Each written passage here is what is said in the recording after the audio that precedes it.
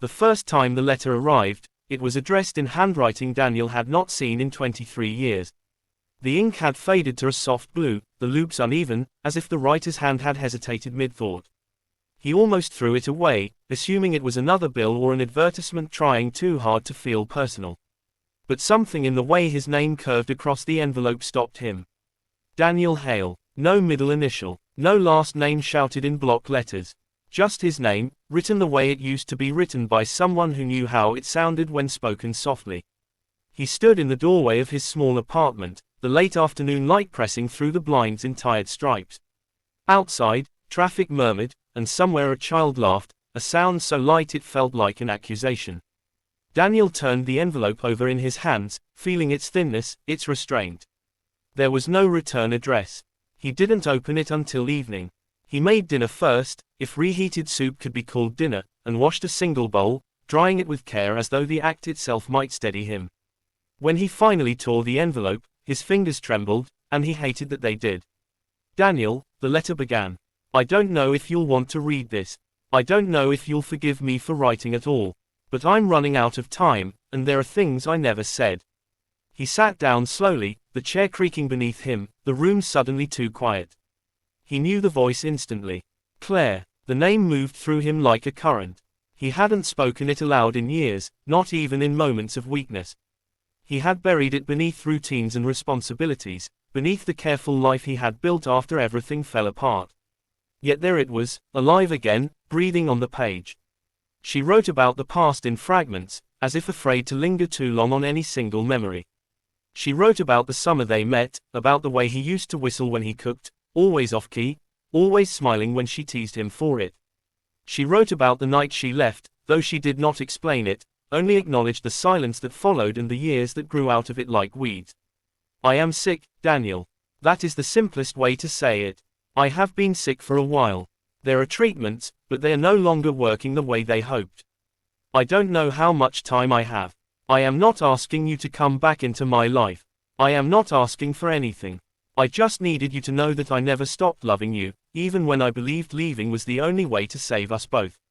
The letter ended with an address and a date written beneath it. If you want to see me, she wrote, I will be here. If you don't, I understand. I have already taken enough from you.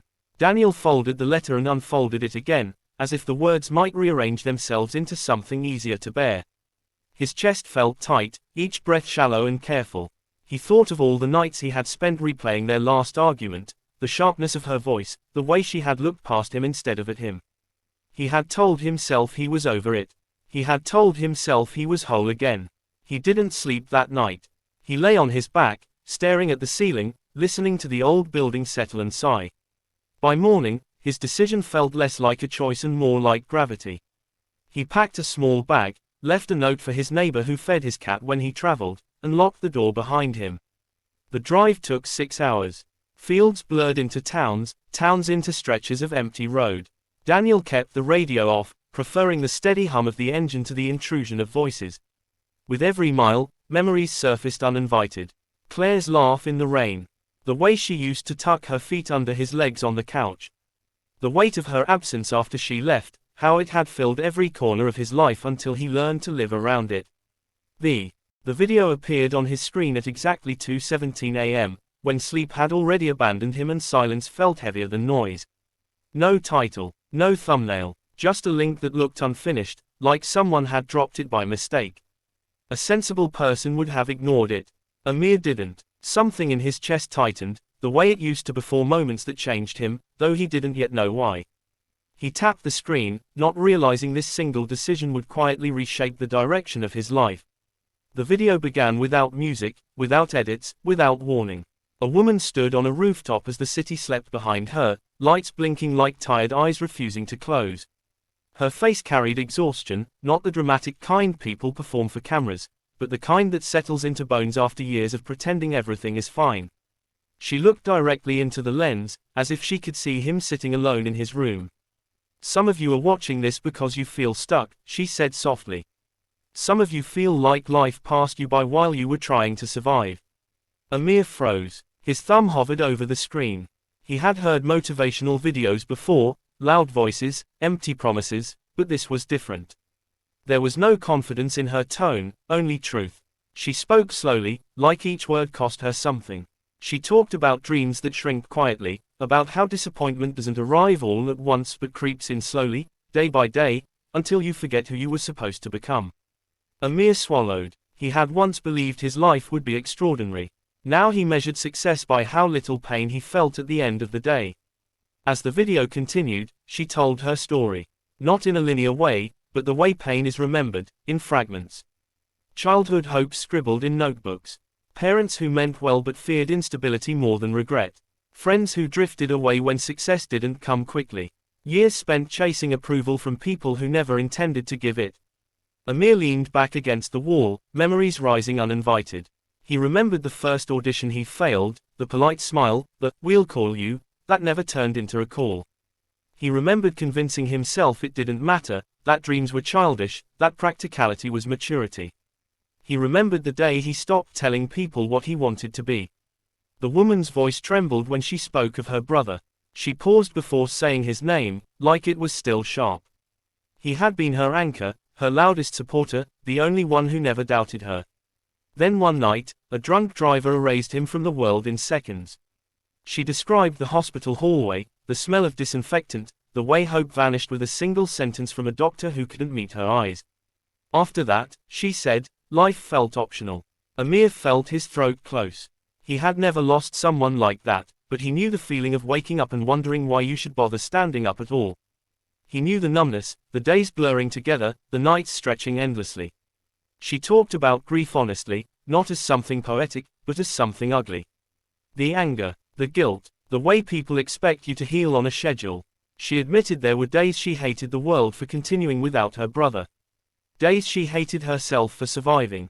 Then she said something that made Amir sit forward. One night, I realized something terrifying, she said. If I kept living like this, I would disappear too.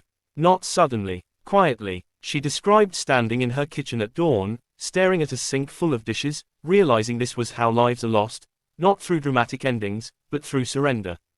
Through choosing comfort over courage, silence over truth. Amir felt exposed, as if she were narrating his life. The video shifted subtly, not to happiness, not to success, but to resolve. She talked about choosing small acts of rebellion against despair, writing again even when it hurt, showing up even when fear screamed louder than hope, letting herself fail without letting failure define her. She admitted she was still scared, still uncertain, still healing, but she refused to let loss be the final author of her story. By the time the video ended, Amir's eyes burned. He didn't notice the tears until one slid down his cheek, warm and unexpected. He wiped it away quickly, embarrassed even though no one was watching.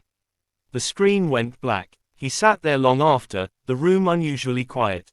Something inside him felt unsettled, like an old door had been reopened. He replayed the video again, then once more. Each time, different words hit harder. At dawn, he finally stood up. The following weeks felt strange. Nothing externally changed, yet everything felt different. Amir started waking up earlier, not with enthusiasm but with intention. He began writing again, just fragments at first, lines that went nowhere, but they existed. He stopped lying when people asked how he was doing. Not dramatically, just honestly. He applied for opportunities he had avoided for years. He faced rejection again, and it hurt, but it didn't hollow him out the way it once had. He remembered the woman's words, trying is not proof of failure. One evening, he found the video again, hoping to leave a comment, to say thank you. The link no longer worked. The channel was gone. No explanation. No trace. It was as if the video had never existed. For a moment, panic surged through him. He searched endlessly, scrolling through forums, playlists, history logs. Nothing. It felt like losing someone all over again. Then he realized something. The video had done what it needed to do. Months passed. Amir didn't become famous. He didn't suddenly achieve his childhood dreams. But he became present in his own life. He reconnected with old friends. He started helping younger artists navigate rejection. He learned to forgive himself for the years he spent hiding. One night, after a small local performance, nothing special, just a handful of people clapping politely, a stranger approached him. She looked nervous, like she wasn't sure she should speak. I don't know if this sounds strange, she said, but something you said tonight, it made me feel less alone. Amir smiled, feeling a familiar warmth bloom in his chest. It's not strange, he replied. It's why I do this. Later that night, he sat at his desk, opened his laptop, and began recording a video. No fancy equipment, no script, just honesty. He talked about fear, about loss, about choosing not to disappear quietly. He didn't expect anyone to watch it. Before uploading, he hesitated, remembering the mysterious video that had found him when he needed it most. He left the title blank. And somewhere, someday, someone would find it at 2:17 a.m., when the world felt unbearable, and choose, just for a moment,